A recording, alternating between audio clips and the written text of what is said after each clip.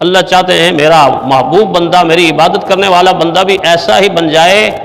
وہ مال سے محبت کرنے والا نہ ہو، اعمال سے محبت کرنے والا ہو۔ سونے چاندی اور روپے پیسے سے محبت اس کے دل کے اندر نہ جمی ہوئی ہو، میری محبت اس کے سینے کے اندر موجود ہو، میری مخلوق کی ہمدردی اس کے سینے کے اندر موجود ہو۔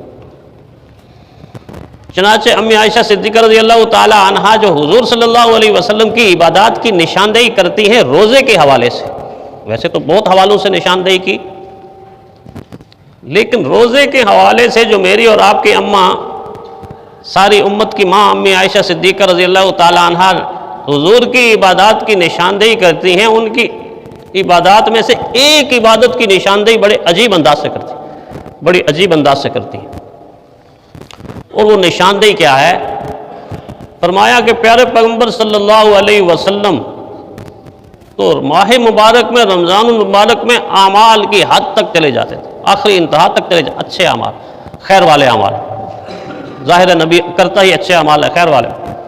لیکن میری آپ کی امی فرماتی ہیں حضور کی عبادات میں سے حضور کی سخاوت دیکھنے والی ہوتی تھی، سخاوت دیکھنے والی ہوتی تھی سخاوت دیکھنے والی ہوتی تھی۔ اور پھر مثال بھی کیسی دی، فرمایا جس طرح ہوائیں چلتی ہیں نا، ہوا کیسے چلی، ادھر سے آئی ادھر گئی، ادھر سے آئی ادھر گئی، آگے کی چلی گئی اور آگئی اور آگے، تسلسل بھی ہے، دوڑ بھی ہے، تیز رفتاری بھی ہے، اور چل رہی ہے۔ میں آقا کی سخاوت ہواؤں کی مثل ہوتی تھی، ہواؤں کی، ویسے تو عام زندگی کے اندر اتنی سخاوت حضور کی تھی کہ حاتم طائی کی بیٹی نے یہ جملہ کہا تھا جو آج تک موجود ہے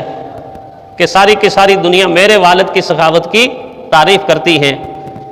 کاش کہ لوگ حضور صلی اللہ علیہ وسلم کی سخاوت کو دیکھ لیتے تو ہو سکتا ہے میرے والد کا نام بھی بھول جاتے، اتنی سخاوت کرتے تھے حضور، اتنی سخاوت کرتے تھے حضور۔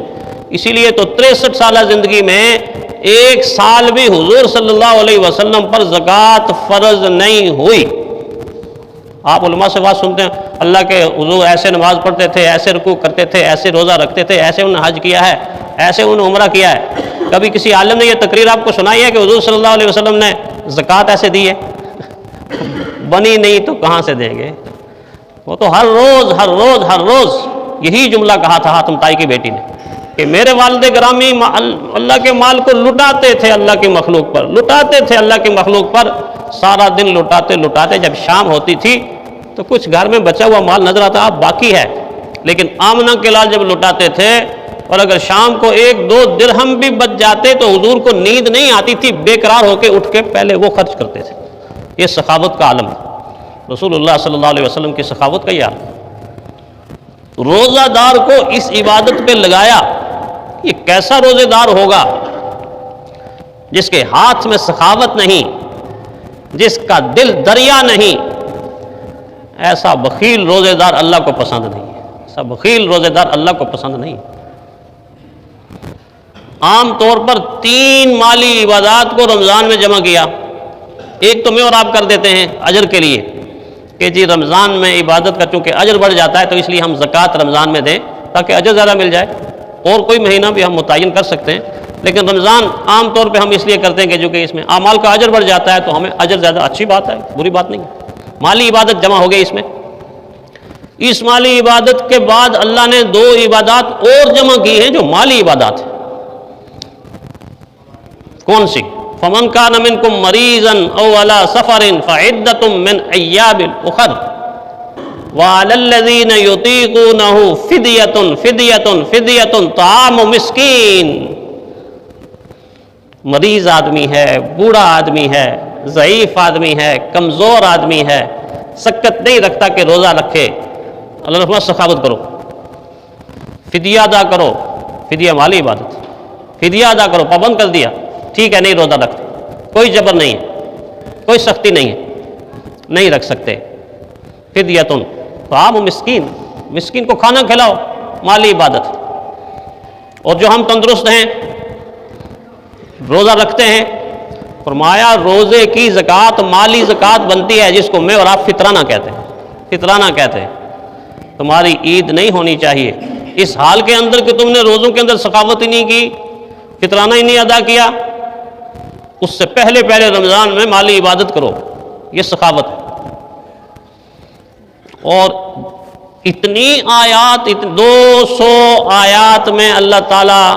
انفاق فی سبیل اللہ، انفاق فی سبیل اللہ، میرے راستے میں خرچ کرو، میرے راستے میں خرچ کرو، میرے راستے میں خرچ کرو۔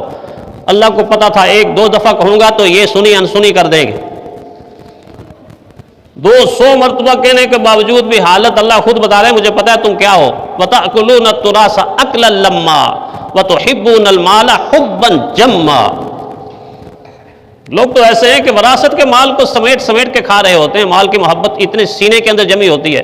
میراث کا، وراثت کا مال اکٹھا کر کے کھا رہے ہوتے ہیں۔ وَتُحِبُّونَ الْمَالَ حُبًّا جَمًّا، مال کی محبت ان کے دلوں کے اندر کوٹ کر بھری ہوتی ہے، لیکن نکالو اس کو۔ مال کی محبت جب تک نہیں نکلے گی، نیک اعمال کی محبت دل کے اندر آ ہی نہیں سکتی۔ پیارے پیغمبر صلی اللہ علیہ وسلم نے 2 فرشتے اللہ تعالیٰ نے متعین کیے ہوئے ہیں جو ہر طلوع ہونے والے سورج کے ساتھ نمودار ہوتے ہیں،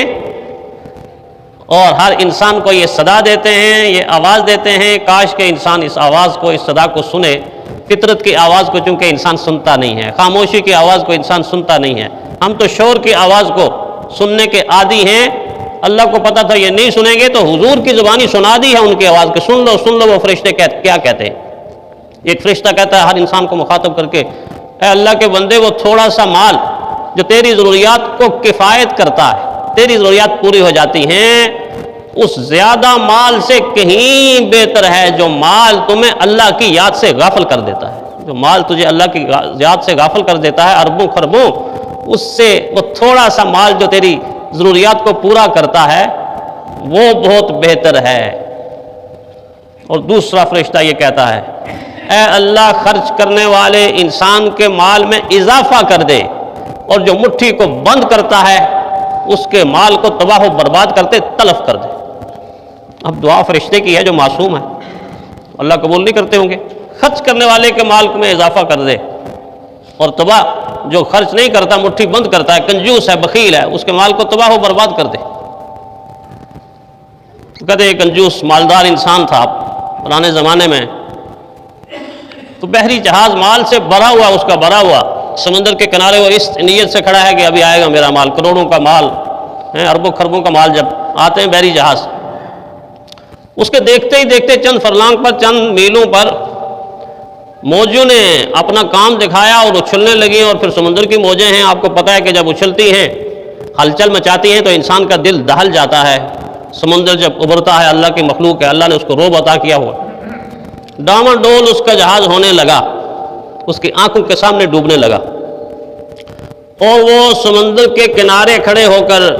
اللہ مجھ پہ رحم کر دے، اللہ مجھ پہ کرم کر دے، اللہ میرا مال بچا لے۔ وہ ہوا کوئی ہماری نسل کا ہے،